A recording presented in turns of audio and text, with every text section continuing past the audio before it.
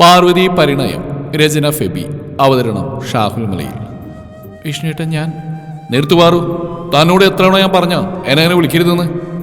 വിഷ്ണുവിന്റെ മുഖത്ത് പാർവതിയെ ചുട്ടരിക്കാൻ മാത്രം ദേഷ്യമുണ്ടായിരുന്നു. ഒരിക്കലെങ്കിലും എൻ്റെ ഇഷ്ടമൊന്ന് മനസ്സിലാക്കാൻ ശ്രമിച്ചുകൂടെ? കരഞ്ഞു കരങ്ങിയ കണ്ണുകളോടെയുള്ള പാറുവിന്റെ ചോദ്യത്തെ അവൻ കണ്ടില്ലെന്നടിച്ച് പോവാനൊരുങ്ങി. ഒരു നിമിഷം, ഒരൊറ്റ കാര്യം മാത്രം അറിഞ്ഞാൽ മതി എനിക്ക്. വഴിയിലൂടെ നടന്നു പോകാനൊരുങ്ങിയ വിഷ്ണുവിന്റെ മുമ്പിൽ തടസ്സമായി പാറു നിന്നു. എന്താ ചോദിക്കാണെന്ന് വെച്ചാൽ ചോദിക്ക്. അവന്റെ മുഖത്ത് അസ്വസ്ഥത പാറുവിനെ കുത്തി നോവിച്ചു. എന്നെ ഇഷ്ടമല്ലെന്ന് പറഞ്ഞുള്ള കാരണം എന്താണെന്നൊന്ന് പറയൂ. വിധമുന്ന ചുണ്ടുകളോട് അവൾ ചോദിച്ചു. വിഷ്ണു പുച്ഛത്താൽ ചിരിച്ചു. നിന്നെ ഇഷ്ടപ്പെടാൻ മാത്രം എന്താ നിനക്കുള്ളതെന്നൊന്ന് പറ. മാറിൽ കൈപ്പിണച്ച് പരിഹാസത്തോടെ തന്നെ നോക്കുന്ന വിഷ്ണുവിന് മുമ്പിൽ അവൾ തലകുനിച്ച് നിന്നു. നോക്ക് പാറു, എന്റെ സങ്കല്പത്തിൽ ഒരു പെണ്ണേ അല്ലേ നീ. ഈ നാട്ടിൻപുറത്ത് ജീവിച്ച നിനക്ക് എന്റെ കൾച്ചറായിട്ട് ഒരിക്കലും ഒത്തുപോകാൻ പറ്റില്ല. പിന്നെ നിന്റെ ഈ വേഷവും യക്ഷയപ്പുള്ള മുടിയും ഒന്ന് പറഞ്ഞ് രണ്ടാമത്തേന് മോങ്ങും നിന്റെ സ്വഭാവം ഒന്നും തന്നെ എനിക്ക് ഇഷ്ടമല്ല. എന്റെ ഭാര്യയ്ക്ക് വേണ്ടുന്ന ഒരു ഗുണവും നിനക്കുള്ളതായിട്ട് ഞാൻ കാണുന്നില്ല. അതുമല്ല, നിന്നെപ്പോലുള്ള ഒട്ടും കൾച്ചറില്ലാത്ത പെൺകുട്ടികളൊക്കെ എന്നെ പോലെ ജോലിയും സൗന്ദര്യമുള്ള ആണുങ്ങൾ നോക്കുമോ? അതുകൊണ്ട് നീ ഈ ഗ്രാമത്തിലുള്ള വല്ല കൂലിപ്പണിക്കാരനെ മറ്റോ സ്വപ്നം കാണുക.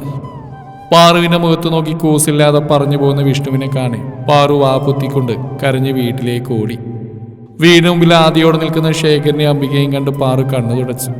മുഖം കുനിച്ചുകൊണ്ട് വീട്ടിലേക്ക് വരുന്ന മകളെ കണ്ട് അവർ വേദനയോടെ പരസ്പരം നോക്കി. പാറൂട്ടി. ആരെയും നോക്കാൻ അകത്തേക്ക് പോകാൻ തുടങ്ങിയ പാറു ശേഖരന്റെ വിളിയിൽ അവിടെ തന്നെ നിന്നുപോയി. മോളെ. പിന്നെ അവൾക്ക് പിടിച്ചിക്കാൻ പറ്റിയില്ല. പൊട്ടിക്കരച്ചിലോടെ അവൾ ശേഖരന്റെ നെഞ്ചിലേക്ക് വീണു. അച്ഛന്റെ കുട്ടി കരയല്ലേ? പാറുവിന്റെ ഏങ്ങിയുള്ള കരച്ചിൽ ശേഖരന്റെ കണ്ണിനെയും നനയിച്ചു. കുറെ സമയം അയാളുടെ നെഞ്ചിൽ അങ്ങനെ കിടന്ന് അവളുടെ ഭാരം ഇറക്കി വെച്ചു. പിന്നെ കണ്ണുകൾ തുടച്ച് അമ്മയെ അച്ഛനെയും നോക്കി ചിരിക്കാൻ ശ്രമിച്ചു. പാറു. ഇല്ല അച്ഛ, ഇനി അച്ഛൻ്റെ പാറു ഈ കാര്യത്തിന് കണ്ണീരൊഴുക്കില്ല. അവളുടെ മുഖത്ത് ഉറപ്പ് മതിയായിരുന്നു ശേഖരന്. വാ മോളെ, വന്നെന്തെങ്കിലും കഴിക്കേ. എനിക്ക് വിശപ്പില്ല അമ്മേ, ഞാൻ കുറച്ചേരൊന്ന് കിടക്കട്ടെ. അവരുടെ മറുപടി കേൾക്കാൻ നിൽക്കാതെ പാറു വേഗം മുറിയിലേക്ക് പോയി. വാതിലടിച്ച് നേരെ ബെഡിലേക്ക് അമിഴ്ന്നു വീണു. പാർവതി മേലെടുത്ത് ശേഖരന്റെയും ഭാര്യ അംബികയുടെയും ഏകമകൾ. കിളുങ്ങുന്ന പാദസരം പോലെ പൂവിനോടും പുൽച്ചാടിയോടും വരെ കിന്നാരം പറയുന്ന ഒരു കൊച്ചു കുറുമ്പി. ഡിഗ്രിക്ക് പഠിക്കുകയാണെങ്കിൽ കുസൃതിക്കുന്ന ഒരു കുറവുമില്ല.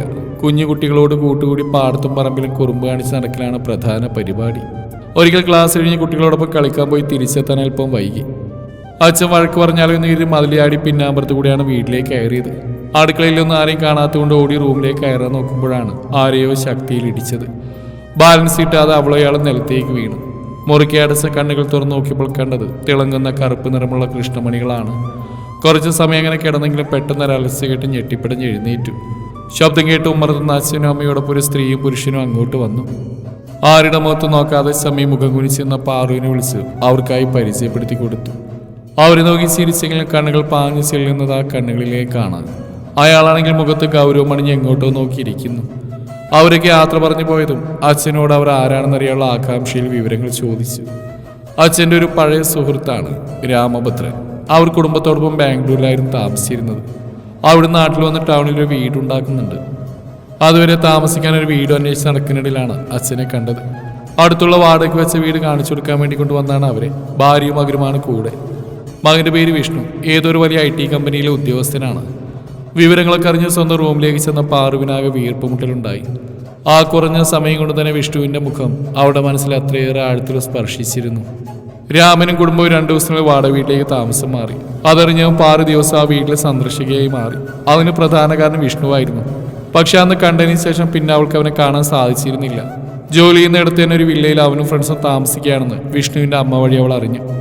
ഒഴിവു ദിവസങ്ങളിൽ മാത്രം ഇടയ്ക്ക് വീട്ടിലേക്ക് വരുമെന്നാണ് അവൻ പോകുമ്പോൾ അവരോട് പറഞ്ഞു. അങ്ങനെ വല്ലപ്പോഴുമുള്ള കൂടിക്കാഴ്ചകൾ മാത്രമായിരുന്നു അവർ തമ്മിൽ ഉണ്ടായിരുന്നത്. ഒരിക്കൽ യാദൃച്ഛികമായി ശേഖരനും അംബികയും തമ്മിൽ സംസാരിക്കുന്ന പാർവതി കേൾക്കാനിടയായി. അമ്പി, പാറുവിന് വിഷ്ണുവിന് കൊടുക്കാൻ പറ്റുമെന്ന് രാമൻ എന്നോട് ചോദിച്ചു. എന്നിട്ട് ഏട്ടൻ എന്താ പറഞ്ഞേ? ഞാനൊന്നും പറഞ്ഞില്ല. അവളോട് ചോദിക്കണ്ടേ? അവളുടെ ഇഷ്ടം നോക്കാതെ എങ്ങനെയാ? അത് ശരിയായിട്ടാ. ആ സമയമുണ്ടല്ലോ, നമുക്ക് നോക്കാം. അവരുടെ സംസാരം കേട്ട മുതൽ പാറു നിലത്തൊന്നുമല്ലായിരുന്നു. എന്നാൽ വിഷ്ണുവിന്റെ ഭാഗത്തുനിന്നും ഇതുവരെ അവൾക്ക് നേരെ ഒരു നോട്ടം പോലും വരാത്തതിൽ പാറുവിന് അതിയായ വിഷമമുണ്ടായി. അവസാനം അവൾ വിഷ്ണുവിനോട് തന്റെ ഇഷ്ടം പറയാൻ തീരുമാനിച്ചു. എന്നാൽ അനുകൂലമായിട്ടുള്ള മറുപടി അവനിൽ നിന്ന് ലഭിച്ചില്ല. എങ്കിലും അവൾ പ്രതീക്ഷ കൈവടിയാതെ അവനെ സ്നേഹിച്ചു. പാറുവിന്റെ പ്രതീക്ഷകളെ തകർത്തുകൊണ്ടാണ് വിഷ്ണുവിനെ നിശ്ചയം അറിയിക്കാൻ രാമനും ഭാര്യയും വന്നത്. കൂടാതെ അവർ പുതിയ വീട്ടിലേക്ക് മാറുന്ന കാര്യവും പറഞ്ഞു. അവർ പോയതും നിയന്ത്രണം വിട്ട് കരഞ്ഞ പാറുവിന് അച്ഛനോടും അമ്മയോടും അവളുടെ മനസ്സിലുള്ള ഇഷ്ടത്തെക്കുറിച്ച് പറയേണ്ടതായി വന്നു. ശേഖരൻ രാമനോട് സംസാരിക്കാമെന്ന് പറഞ്ഞെങ്കിലും വിഷ്ണുവിന്റെ തീരുമാനം അറിഞ്ഞിട്ട് മതിയെന്ന് പറഞ്ഞ് വിഷ്ണുവിനെ കാത്തു നിന്നതായിരുന്നവൾ. പാറൂട്ടി, വാ മോളെ, വന്ന് എന്തെങ്കിലും കഴിക്കൻ്റെ കുട്ടി. ഇനിയും കരഞ്ഞാൽ അച്ഛനും അമ്മയ്ക്കും സഹിക്കാൻ പറ്റുമെന്നറിയാവുന്നവൾ കണ്ണു തുടച്ച് ടേബിളിനടുത്തേക്ക് ചെന്നു. സാധാരണ ബാളം നിറഞ്ഞിരുന്ന അവിടെ മൂഖമായത് ശേഖരനെയും അംബികയും തളർത്തി. പിറ്റേന്ന് തന്നെ രാമനും ഭാര്യയും പോകുന്നത് പറയാൻ വന്നിരുന്നു. കൂടെ നിശ്ചയത്തിനും ക്ഷണിച്ചു. വിഷ്ണു പോകുന്നത് നോക്കിയെന്ന പാറുവിന് ഒരിക്കലെങ്കിലും അവൻ തന്നെ ഒന്ന് നോക്കുമെന്ന പ്രതീക്ഷയുണ്ടായിരുന്നു. പക്ഷേ അവൻ്റെ ഒരു നോട്ടം പോലും അവളിലേക്ക് വീണിരുന്നില്ല. ഒരാഴ്ച കഴിഞ്ഞ് ടൗണിലെ ആഡംബരപൂർണമായ ഓഡിറ്റോറിയത്തിലേക്ക് വിഷ്ണുവിൻ്റെ നിശ്ചയത്തിന് പാറുവും പോയി. വിഷ്ണുവിൻ്റെ സങ്കല്പത്തിലെ പോലെ ഒരു പെൺകുട്ടി അവൻ മോതിരം അണിയിക്കുന്നത് നിറഞ്ഞ കണ്ണുകളോട് അവൾ നോക്കിക്കണ്ടു. ദിവസങ്ങളും മാസങ്ങളും കഴിഞ്ഞു. അന്ന് കണ്ടതിൽ പിന്നെ വിഷ്ണുവിനെയോ രാമനെയോ അവരാരും കണ്ടില്ല. ഒരു വർഷത്തിന് ശേഷം കുളി കഴിഞ്ഞ് മുടി തോർത്തിക്കൊണ്ടിരിക്കുകയാണ് പാറുവിനെ അംബിക വന്ന് വിളിച്ചത്. അവൾ എന്താ കാര്യമെന്ന് ചോദിച്ചെങ്കിലും അത് പറയാതെ അവിടെ കയ്യും പിടിച്ച് ഹാളിലേക്ക് നടന്നു. ഹാളിലെത്തി അവിടെ സോഫയിലിരിക്കുന്ന ആളുകളെ കണ്ട് പാറു ഒരു നിമിഷം ഞെട്ടി. എന്തോ സംസാരിച്ച് മുഖമുയർത്തിയ വിഷ്ണു ഞെട്ടി നിൽക്കുന്ന പാർവതിയെ കണ്ടു. അന്ന് ആദ്യമായി അവൾ ഇമവട്ടാതെ നോക്കുന്ന വിഷ്ണുവിൻ്റെ കണ്ണുകളിൽ മുമ്പുണ്ടായിരുന്നതിന് പകരം തിളക്കം കാണാൻ കഴിഞ്ഞു. അവൻ പതിയെ എഴുന്നേറ്റ് പാറുവിനടുത്തേക്ക് ചെന്നു. പാറു, നിന്നെ എത്രത്തോളം വേദനിപ്പിക്കാൻ പറ്റുമോ അത്രയും ഞാൻ വേദനിപ്പിച്ചിട്ടുണ്ട്. അന്നൊന്നും നിന്റെ സ്നേഹം ഞാൻ മനസ്സിലാക്കിയിട്ടില്ല. ശില്പ അവളെൻ്റെ സങ്കല്പത്തിലുള്ള പെൺകുട്ടിയായിരുന്നു.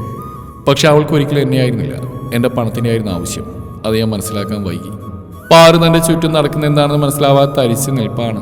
അംബിക അവളുടെ അടുത്തുനിന്ന് ഒരു വർഷത്തിന് ശേഷം നടത്താനിരുന്ന വിഷ്ണുവിൻ്റെ വിവാഹം ആ കുട്ടിക്ക് മറ്റൊരുത്തരായി ബന്ധമുണ്ടെന്ന് അറിഞ്ഞാൽ മുടങ്ങിയെന്നും ഇപ്പോൾ അവർ പാറുവിനെ വിവാഹാലോചിച്ച് വന്നാണെന്ന് പറഞ്ഞു. അതുവരെ അമ്പരപ്പായിരുന്ന പാറുവിൻ്റെ മുഖം വിഷ്ണുവിന് നേരെ തിരിഞ്ഞ്. ഞാനൊരു നാട്ടിൻപുറത്ത് ജീവിച്ചവളാ, എൻ്റെ കൾച്ചർ നിങ്ങളുടേതുമായിട്ട് ഒത്തുപോയെന്ന് വരില്ല. പാറുവിൻ്റെ വാക്കുകൾ കേട്ട് വിഷ്ണു ഞെട്ടലോടെ അവൾ നോക്കി. പാറു പ്ലീസ്, ഞാൻ പറഞ്ഞൊക്കെ ഇപ്പോഴും നോവായിട്ട് നിൻ്റെ ഉള്ളിൽ ഉണ്ടാവുമെന്ന് കരുതിയില്ല. ക്ഷമിച്ചുകൂടെ എന്നോട്? വന്നൂടെ എൻ്റെ കൂടെ എൻ്റെ ഭാര്യയായി പ്ലീസ്? മറുപടി ഞാൻ പറഞ്ഞാൽ മതിയോ? പരിചയമില്ലാത്തൊരു സ്വരം പിന്നിൽ നിന്ന് ഉയർന്നു കേട്ട വിഷ്ണു തലയിരിച്ച് നോക്കി. പാറുവിൻ്റെ റൂമിന് മുന്നിൽ വാതിൽപ്പടിയിൽ ചാരി നിൽക്കുന്ന സുമുഖനായ ചെറുപ്പക്കാരനെ കണ്ട് വിഷ്ണുവും കുടുംബവും സംശയത്തോടെ നോക്കി. ചുണ്ടിൽ ഒളിപ്പിച്ച പുഞ്ചിരിയോടെ ആ ചെറുപ്പക്കാരൻ പാറുവിൻ്റെ അടുത്തെത്തി അവളുടെ ഇടുപ്പിലൂടെ കൈയിട്ട് തന്നെ ദേഹത്തേക്ക് അമർത്തി.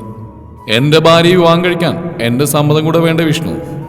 പാറുവിൻ്റെ സാരിക്കുള്ളിൽ ഒളിഞ്ഞിടക്കുന്ന ആലിലത്താലെ ചൂണ്ടുവിരൽ പുറത്തേക്ക് എടുത്ത് അവൻ പറഞ്ഞു കേട്ട് വിഷ്ണു മുഖത്ത് അടിയിട്ടിയ പോലെ നിന്നു.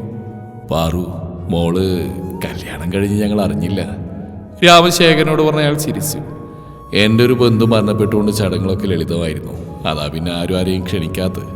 4 മാസമായി കഴിഞ്ഞിട്ട്. പിന്നെ നിങ്ങൾ വന്ന ഈ ഒരു കാര്യത്തിനാണെന്ന് ആദ്യമേ പറഞ്ഞിരുന്നെങ്കിൽ. വിഷ്ണു പതർച്ചയോടെ അവരെ നോക്കിയത് ചിരിക്കാൻ ശ്രമിച്ചു. എന്താ പേര്? മഹാദേവൻ. ദേവൻ പുഞ്ചിരിയോട് അവന് മറുപടി കൊടുത്തു. എവിടെയാ വർക്ക് ചെയ്യുന്നത്? രാമൻ്റെതായാലും ചോദ്യം. മൈ കാർഡിയോളജിസ്റ്റാ. ഓ, എന്നാ പിന്നെ നമുക്കങ്ങ് ഇറങ്ങിയാലോ? അയ്യോ രാമ, ഒന്നും കഴിക്കാണ്ട്. രാമൻ സെറ്റിൽ നിന്ന് എഴുന്നേറ്റാണ്ട് ശേഖരന് വിഷമമായി. സാരമില്ലടാ, പിന്നെ ഒരിക്കലാവാം. പോട്ടെ മോളെ. രാമൻ നിറഞ്ഞ മനസ്സോടെ പാറുവിനെയും ദേവനെയും അനുഗ്രഹിച്ചിറങ്ങി. പാറു, ഈ ജന്മം നിന്നെ സ്വന്തമാക്കാൻ കഴിഞ്ഞില്ല. പക്ഷേ വിഷ്ണുവിനെ മുഴുവനാക്കാൻ സമ്മതിക്കാതെ പാറു വിലക്കി. ഈ ജന്മം എന്നല്ല, ഇനി വരാനുള്ള ജന്മങ്ങളിലും പാർവതി മഹാദേവൻ്റേത് മാത്രമായിരിക്കും.